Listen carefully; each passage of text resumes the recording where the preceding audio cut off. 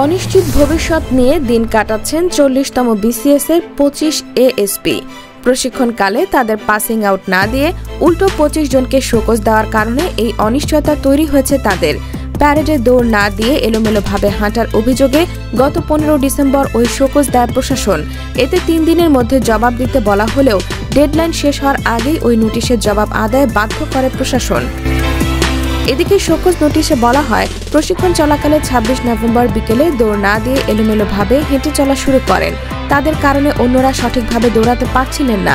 দৌড়ানোর কথা বলা হলেও 25 জন তাতে কর্ণপাত না করে কটূক্তিমূলক কথা বলেন। এতে প্রশিক্ষণ কার্যক্রম ব্যাহত হয়। বিষয়গুলো নিয়ে সাবেক পুলিশ কর্মকর্তা আনসারউদ্দিন খান পাঠান তার ফেসবুক স্ট্যাটাসে গভীর উদ্বেগ প্রকাশ করেছেন। অভিজ্ঞতা ও পর্যবেক্ষণের ভিত্তিতে বর্তমান পরিস্থিতিকে অন্যায্য ও হতাশাজনক বলে আখ্যা দিয়েছেন তিনি।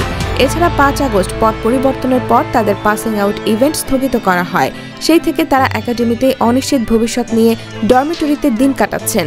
এখন হঠাৎ করে দিন দুয়েক আগে তাদের মধ্যে 25 জনকে প্রশিক্ষণকালে মাঠে দৌড়ে পেছনে পড়া এবং ক্লাসে বিলম্বে আসার মতো তুচ্ছ কারণে শোকজ করা হয়। এর আগে গত 3 নভেম্বর সারদায় পুলিশ একাডেমিতে প্রশিক্ষণরত 58 উপপরিদর্শককে অব্যাহতি দেওয়া হয়। শৃঙ্খলা ভঙ্গের কারণে তাদের অব্যাহতি পত্র দেওয়া হয়েছিল। এছাড়া গত 22 অক্টোবর 252 জন ও 25 অক্টোবর 59 জনকে অব্যাহতি দেওয়া হয়। অব্যাহতির আগে তাদেরও এভাবে কারণ দর্শানোর নোটিশ দিয়েছিল কর্তৃপক্ষ।